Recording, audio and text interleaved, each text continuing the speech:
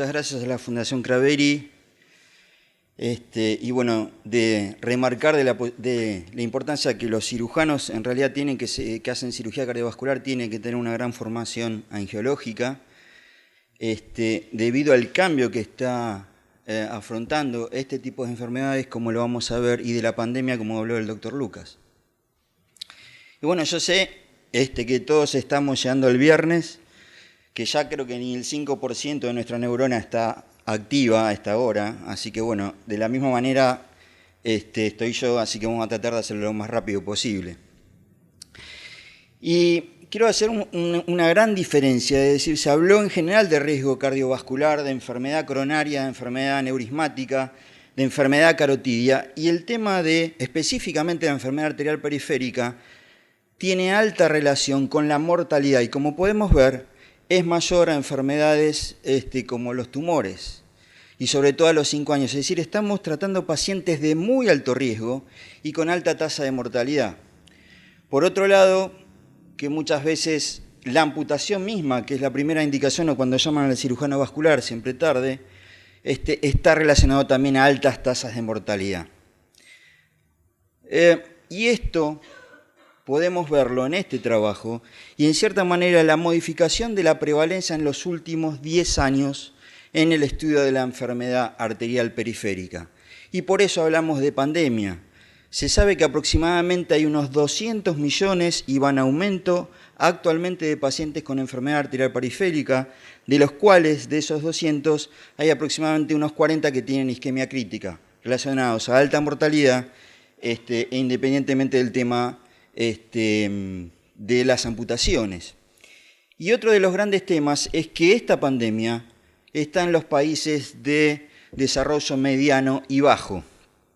Es decir, en todos los países de Latinoamérica esa cantidad de pacientes van en aumento. Y los que más saben de esto son los brokers de seguros.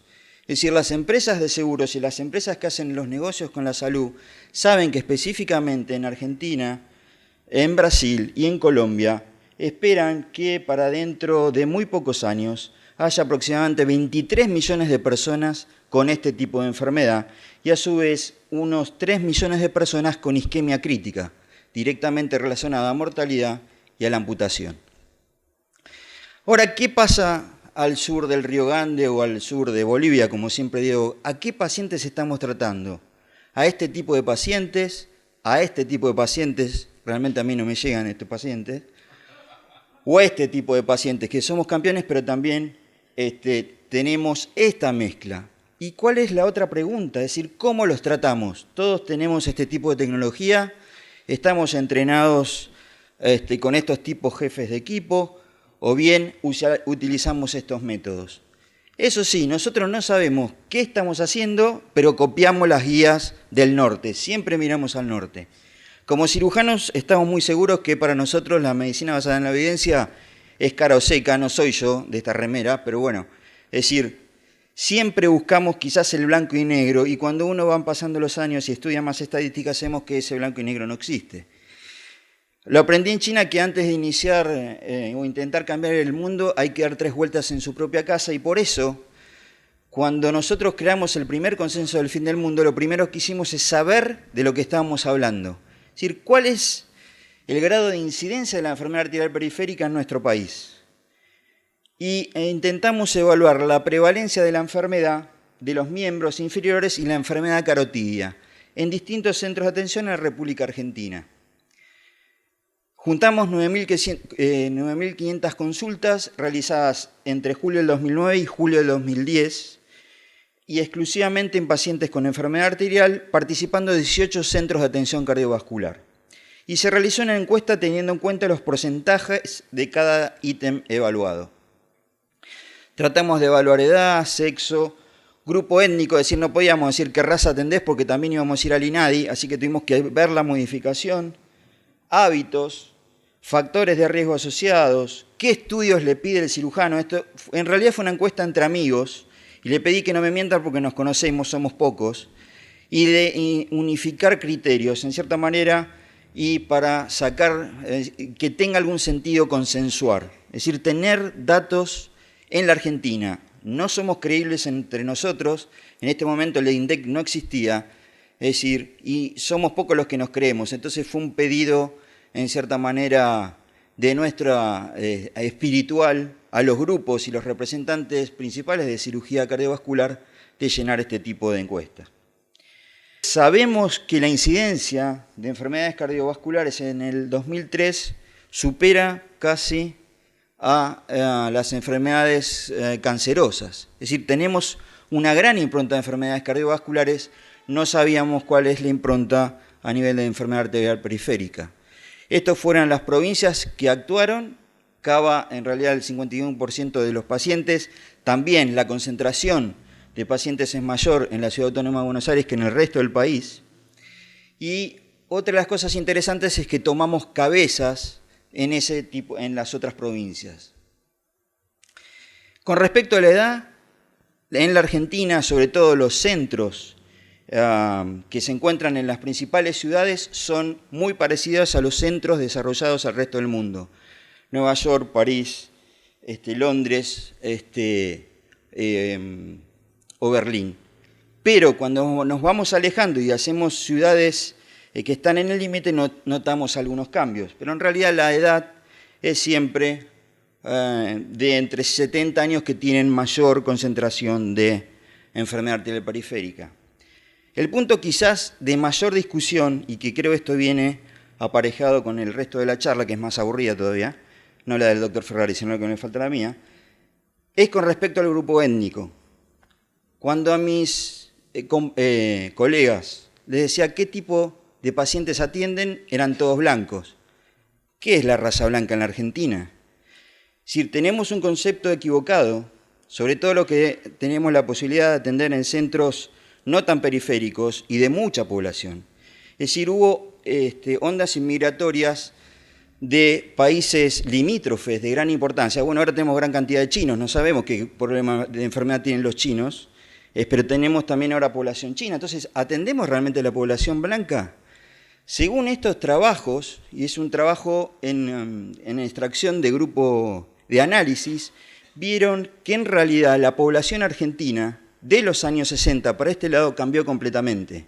Es decir, se creía que casi el 70% del grupo étnico argentino era de raza o de blanca europea. Y hoy sabemos que al revés, casi el 60% hubo mucho entrecruzamiento, es de indoamericana. Entonces, ¿qué pacientes estamos tratando? ¿Sí? Si no sabemos los pacientes que estamos tratando y tomamos las guías, sobre todo las del norte, donde me están diferenciando los resultados que son totalmente diferentes, cuando el paciente es, a pesar de Trump, ¿no?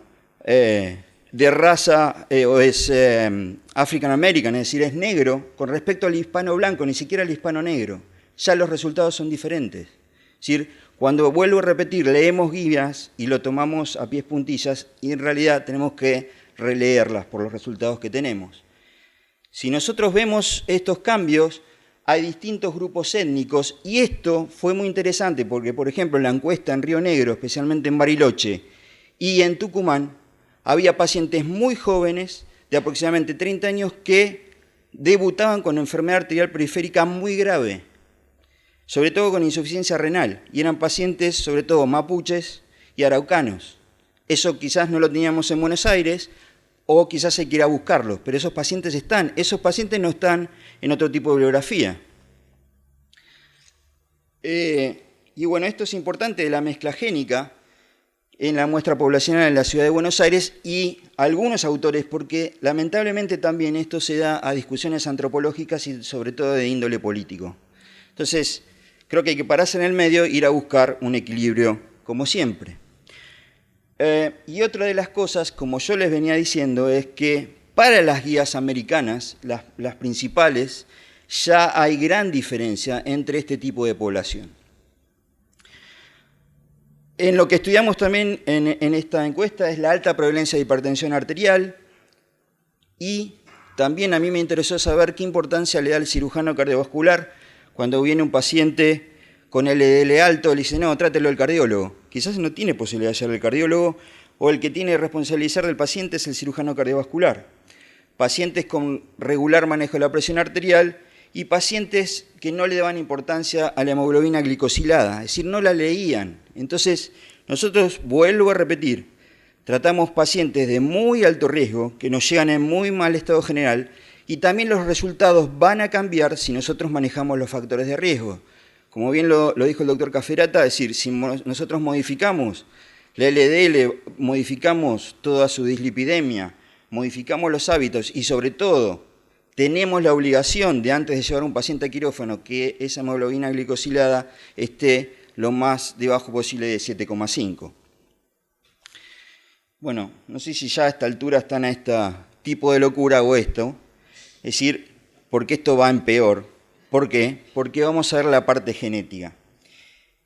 Y hubo un cambio para toda la humanidad que fue el genoma humano. Esta es la primera etapa de Nature. Y esto, si ustedes pueden ir, que creo que es el mejor el museo de medicina del mundo, que es el de Wellcome en Londres. Y acá está todo el mapa genético en libros. Así que si uno se puede sentar a leer, puede buscar cada cadena genética. Y sabiendo de la historia, vemos que desde que Darwin habló del origen de las especies, posteriormente Mendel habló de las leyes de la segregación alélica, hasta el año 2003 recién supimos cómo se conformaba el genoma humano completo. Y esto no fue por ciencia, sino fue un tema estratégico. Cuando cae el muro de Berlín, Reagan decide destinar el dinero que tenía para la guerra galáctica a determinar el genoma humano, sabiendo que el manejo del genoma humano tiene mayor implicancia en la dominación de muchas especies, o en realidad de la especie humana. Lo interesante es que mientras el Estado y el Ministerio de Defensa le dedicaba al genoma humano investigación, un grupo privado salió a competirle y por eso se adelantó casi en 7 años la descripción del genoma humano. Entonces, es de gran importancia, y es más, cuando los primeros artículos salieron en la Nature y en Science casi al mismo tiempo, Obama y Tony Blair hicieron una declaración de que todo el mundo tenía que tener acceso a este tipo de información. Este es el genoma humano, ya sabemos todos, o si nos acordamos, yo lo tuve que volver a leer porque ya me había olvidado, de cómo está conformado el genoma humano y sobre todo de los nuevos conceptos que tenemos en genética. Bueno, el genoma que del griego saben que es el total o genera una acción, es decir, ¿cuál es la acción del Homo sapiens? Es decir, supuestamente de la raza superior de todos los primates. Está compuesto por 24 secuencias cromosómicas y de los cuales tenemos unos 3.200 millones de pares de bases de ADN. ¿Qué es un gen? Es la unidad básica, bueno, ahora suena medio feo, pero es la unidad básica de la herencia y portan la información necesaria para la síntesis de la proteína. Y lo último, que siempre nos tenemos que acordar, que en realidad el que maneja la síntesis proteica, independientemente de lo que quiere el ADN, es el ARN. Y hoy en día el ARN, sobre todo en el manejo de las enfermedades, tiene en cierta manera mayor importancia y sobre todo en la determinación de la enfermedad. Es decir, como vamos a ver, el manejo de los conceptos de genética van a desplazar a la mayoría de los métodos diagnósticos, tanto de imágenes como de laboratorio, hasta los biomarcadores, es decir, se van a transformar en la principal elemento para determinar un tipo de enfermedad. Nuevo vocabulario médico, es decir, antes de ir al psicólogo tuve que aprenderme todo esto. Ustedes van a ver el GBAS, en realidad fueron los estudios de asociación de genoma. Esto permitió que en muy poco tiempo podemos estudiar las características de cada paciente y compararlo con un control, o un control. ¿Cuál es el gran problema de la enfermedad arterial periférica? Que no hay gran cantidad de pacientes comparados con la enfermedad coronaria. Entonces, como hay que hacer un gran estudio estadístico, estamos obligados a releer y ver los resultados cuando hay alta concentración o estudios multicéntricos con gran cantidad de pacientes, si no, no tiene sentido o no tiene validez científica. La otra palabra que ustedes pueden encontrar es el SNP, que es un polimorfismo de nucleótido simple. ¿Qué significa esto? Que son los cambios que sufre a veces por una simple variación de un nucleótido, una alanina por una guanina puede cambiar completamente la acción del genoma. Los microARN son pequeñas cadenas, como vamos a ver, de simples que van a interactuar y van a bloquear la síntesis proteica. A esta hora, un viernes, qué corno me importa cómo vamos a ver lo que puede cambiar una síntesis proteica, pero estos hoy en día son trending topic, es decir, el microARN también es de gran relevancia tanto para el diagnóstico como para el tratamiento de enfermedades de tipo cancerígena como de enfermedades cardiovasculares.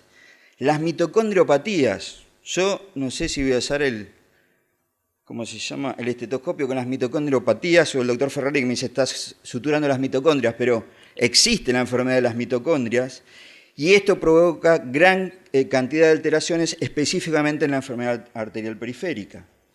Y creo que el término, y que en cierta manera da por sentado que todo lo que dijo el doctor Lucas ya no existe más, y es lo que se refiere a la farmacogenómica y a la farmacogenética. Y eso fue el otro factor por lo que se desarrolló el genoma humano. Porque cuando Glaxo puso plata atrás y armó otra compañía, era porque sabían, tanto Inglaterra o Gran Bretaña como Estados Unidos, que iban a buscar que todos los fármacos que estén en el mercado se les compruebe el efecto genético. ¿Qué significa? Que casi el 90% de los fármacos que hoy existen tendrían que desaparecer. Y que a su vez esos fármacos tienen que ser individualizados a cada paciente y a cada patología. Distintos métodos de diagnóstico y esto, como vamos a ver, se ha acelerado mucho y en cierta manera ayuda a determinar qué tipo de pacientes estamos tratando. En la peor situación sabemos cómo ha cambiado el mundo y que sabemos que el manejo de los factores de riesgo son de gran relevancia y en cierta manera el tipo de pacientes que tenemos ahora no son los pacientes que teníamos hace 30 años. Es decir, la cantidad de obesos mórbidos que tenemos ahora no existían hace 30 años. Y para hacer también, jorobar un poco más, repito, en determinadas patologías hay relación directa entre enfermedad cardíaca y patrones genéticos. No así con la enfermedad arterial periférica. Por eso es tan compleja estudiarla y en cierta manera por eso son tan discutidos los resultados. Y el efecto de la patada o el golpe bajo, en cierta manera, no aparte de este tipo de clases, sino es que nos obliga a repensar a la enfermedad arterial periférica. En este trabajo bueno, no le voy a decir el apellido, no sé cómo se pronuncia, pero de Culo y Lipper, habla de que la enfermedad arterial periférica tiene otra característica y otra presentación que la enfermedad coronaria. Y específicamente, como dejó tras ver el doctor Lucas, el tema de la placa inestable. El placa inestable en la enfermedad vascular periférica no existe. Muchas veces el paciente debuta con grados altos de isquemia, con isquemia crítica, y el paciente supuestamente estaba bien. Es decir, no es una isquemia aguda, es decir, no es una embolia ni es una trombosis, sino que desarrolla en la enfermedad arterial periférica un paciente que no tenía enfermedad, que no tenía inestabilidad de la placa, es decir, es otro concepto. Y es por eso que están implicados factores del medio ambiente como los factores de riesgo en la modificación genética. Otro de los patrones es el fenotipo. Ustedes saben, el genotipo es la característica genética, el fenotipo es la característica de forma. Y sabemos hoy en día que hay dos tipos de enfermedad, o me enteré hace poco. La sufrimos todos los días en el quirófano, pero no la podíamos diferenciar desde punta genética. Es decir, sabemos que hay una enfermedad arterial proximal. ¿Y cuál es el fenotipo? Sexo femenino, tabaquismo, hipertensión y dislipidemia. ¿Son los pacientes que mejor salen de un bypass o los pacientes que mejor salen de un tratamiento endovascular? Pero lamentablemente cada vez tenemos más enfermedad distal, que son los pacientes de edad avanzada, que son los pacientes de sexo masculino y que son pacientes diabéticos. No está determinado, pero yo creo que en este tipo de grupos, que son los peores pacientes, es también los pacientes con insuficiencia renal. Es decir, genéticamente ya podemos determinar que tenemos dos tipos de pacientes. En otro trabajo también de Lipper, me está hablando que un 50% de los pacientes tienen factores de riesgo clásicos, como el tabaquismo, la diabetes mellitus, la dislipidemia y la hipertensión. Pero el resto del riesgo es íntimamente relacionado a los medioambientales o a los genéticos no medidos. Y entonces, el tabaco y la diabetes son los factores de riesgo más fuertes en la enfermedad arterial periférica y no tanto la dislipidemia. Estamos tratando otro tipo de pacientes. Con respecto al polimorfismo de nucleótido simple, lo que queremos en cierta manera remarcar, fíjense lo que decía el doctor Lucas con el tema del cigarrillo. El cigarrillo modifica receptores de acetilcolina y no solo trae los daños a nivel genético de la pared arterial, sino que está íntimamente relacionado con la adicción al tabaco. Si nosotros podemos modificar estos SNP, vamos a modificar la evolución natural de la enfermedad arterial periférica. Lo que yo les decía con respecto a la farmacogenómica y la farmacogenética. Hoy en día se sabe y está comprobado que hay pacientes que tienen un polimorfismo en las enzimas del citocromo P450 y de este nombre que está directamente relacionado al clopidogrel. ¿Cuántas veces que no nos explicamos cómo pacientes que tienen altas cargas de clopidogrel o que cumplen con la medicación se les tapan los stents ni bien se los colocan? Porque tienen un trastorno genético y la FDA ya habló de metabolizadores pobres.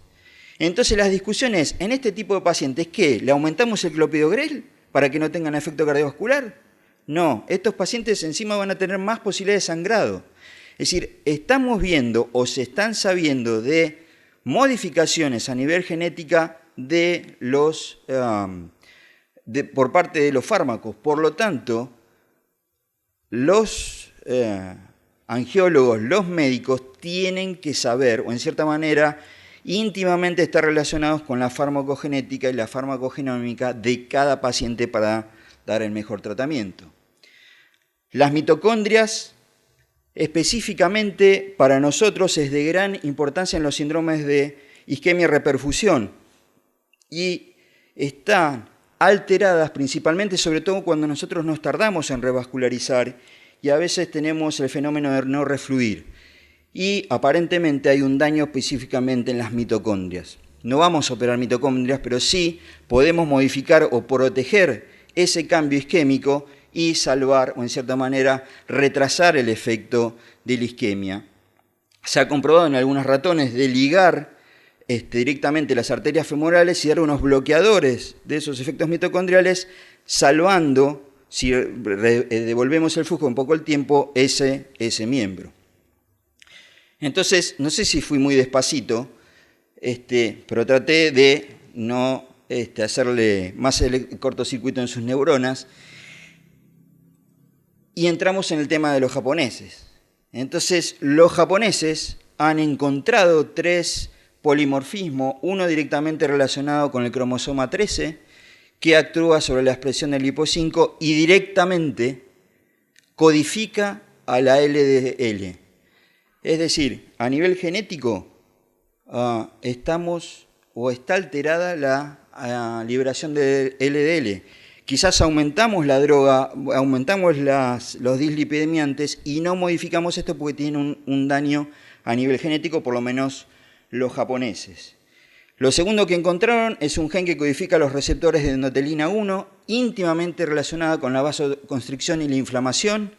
Otro de los grandes problemas cuando nosotros atendemos sobre todo en pacientes de sexo femenino, diabéticas e insuficientes renales, con arterias muy finas, con gran facilidad al espasmo, y que a pesar de que creemos que hacemos un buen bypass, una buena revascularización endovascular, esos pacientes no funcionan. Y por último, lo que han encontrado es un gen que codifica la histona de acetylitasa, y esto provoca directamente engrosamiento de la pared arterial. Es decir, hay implicancia a nivel génica de la enfermedad arterial periférica diferente a otro tipo de patologías. Ya falta menos. Por último, el microARN, que son, como yo les decía, ARNs muy cortitos, de 19 a 26 nucleótidos, que son de cadena simple no codificante. ¿Qué significa esto? Que por sí solos ellos no van a transcribir proteínas. Su función es inhibir las proteínas, es decir, tienen un factor inhibidor y se sabe que aproximadamente en los genes humanos, en el genoma humano, hay 1500 microRN y modifican el 60% de los genes. Entonces, otro grupo, y como yo les decía, hoy en día los microRNA es lo que están todos atrás, en cierta manera porque están viendo gran relación con la enfermedad arterial periférica o están intentando encontrar esa relación y han encontrado 12 microRNA que se expresan en la enfermedad arterial periférica. No creo que se lo sepan de memoria. Lo importante de esto es que estos microRNA van a actuar sobre factores blancos o target. ¿Cómo los han medido? Con una base de datos, la más antigua, es la MIR-Tarbase, que hay 360.000 acciones especificadas, y la última, que es la MIR-Bulk, que se ha salido al mercado en el 2011. Entonces, ¿qué estuvieron viendo? Está bien, hay esas pequeñas cadenas de ARN dando vuelta. ¿Y cuál es la implicancia? Sí, en la gente con enfermedad arterial periférica están aumentados esos valores. Entonces, ¿sobre qué podemos ver? Y empezaron a estudiar las modificaciones sobre el factor de crecimiento vascular endotelial, el VEGF-A, y sobre el factor de crecimiento transformante, como primera medida. Y luego empezaron a ver que había acciones directas sobre otras moléculas, como la glicoproteína ligando de P-selectina, como la molécula de adhesión intercelular, como la integrina alfa-6, como el factor nuclear, como la molécula de adhesión funcional, todas íntimamente relacionadas en la acción de los polimorfonucleares y específicamente de toda la reacción inflamatoria desencadenada en la pared arterial. Es decir, tenemos elementos que sabemos que van a modificar la pared arterial provocando daño a distintos tipos o estimulando esa agresión permanente diferente que la enfermedad coronaria. Y una historia, es decir, ¿qué es lo que está pasando ahora? Para secuenciar el primer genoma humano se gastaron 3.000 millones de dólares y tardaron aproximadamente 10 años. Hoy hay dos empresas, creo que hay una argentina que también es media bracera, pero está Complete Genomics y está Illumina, que dan servicios completos, tardan una semana y aproximadamente por 5.000 dólares tenemos nuestro gen codificado. Ya lo están vendiendo. El gran problema es que están vendiendo, sobre todo en enfermedad arterial periférica, cosas que no existen porque todavía no están comprobadas. Pero para otro tipo de enfermedades, ya con una gota de sangre, ya sabemos qué enfermedades podemos tener. Uno puede estar perdido, confundido, inseguro, poco claro, perplejo, desorientado, bueno, o todo junto, como me pasó después de leer esto. Lo que sí sabemos es que la medicina y la enfermedad evaluada desde el punto de vista genético, y específicamente las enfermedades arteriales periféricas, tienen otra luz y están tratadas de otra manera. Vuelvo a repetir, de la misma manera que estos factores que yo les mencioné pueden determinar como biomarcadores de exactitud de enfermedad arterial periférica, estas acciones sobre los distintos parámetros que hemos tratado también pueden hacer de detener la enfermedad arterial periférica o que esos pacientes lleguen en mejor estado para que nosotros los tratemos. Repitiendo que el tabaco es el principal factor que va a actuar tanto a nivel epigenético, es decir, las modificaciones que están por fuera del gen, pero que me van a modificar el gen, como a nivel mitocondrial. En cambio, los microRNA pueden actuar bloqueando estas cadenas de proteínas y pueden traer aparejados los distintos grados de enfermedad arterial periférica. Y lo importante siempre es saber dónde uno tiene la cabeza, no acá justamente, y ubicarse cuando uno lee estos trabajos, y más que nada replantear cuando uno lee trabajos científicos. Creo que nos falta mucho, nos falta información, pero estamos detrás de ello, y creo que tenemos que estar preparados para un gran cambio, que es sobre todo la modificación de los tratamientos a nivel genético.